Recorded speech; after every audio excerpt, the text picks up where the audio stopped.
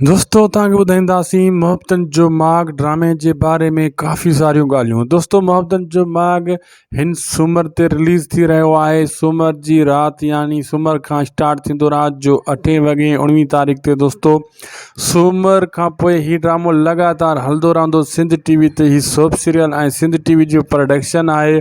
हीउ लगातार हर हफ़्ते में 5 एपिसोड हिन जा ईंदा, जीअं तकरार ड्रामे जा 5 एपिसोड ईंदा आहिनि ऐं विच में कॾहिं बि हिन ड्रामे खे का ब्रेक न लॻंदी। सिर्फ़ु 2 ॼाणा ब्रेक लॻंदी, छंछरु ऐं आचर, ऐं उन ॾींहुं सिर्फ़ु ऐं सिर्फ़ु मक़तल ड्रामो हलायो वेंदो। 2 ॾींहं जीअं तव्हांखे ख़बर आहे त मक़तल ड्रामो हलंदो रहंदो आहे। अहिड़े हिसाब सां दोस्तों अचण वारे क़िस्तनि में तकरार सां गॾोगॾु हीउ ड्रामो बि मक़तल वांगुरु ऐं मक़तल खां वधीक मोहब्बतनि जो माॻ उन खां वधीक ऐं खणण वारो आहे व्यूज़। ऐं हिन टाइम ट्रेंडिंग में बि इहो हली रहियो आहे। ऐं जी ट्रेंडिंग टॉप ते हली रही आहे, सर्चिंग बि इन जी टॉप ते थी रही आहे दोस्तों। ऐं बहितरीनु अदाकारी ऐं इन में कई वई आहे। कास्ट बि इन में बहितरीनु आहिनि, ख़ासि करे अब्बास गुल लोढाणे जो किरदारु सभ खां वधीक प्यारो किरदारु आहे। दोस्तों मोहब्बतनि जो माॻ हर अपडेट तव्हांखे अगरि खपे त इन असांजे यूट्यूब चैनल खे हाणे ई सब्सक्राइब करे छॾियो, जीअं तव्हांखां का बि अपडेट मिस न थिए। सभ खां पहिरियां अपडेट तव्हां ताईं पुॼाइण लाइ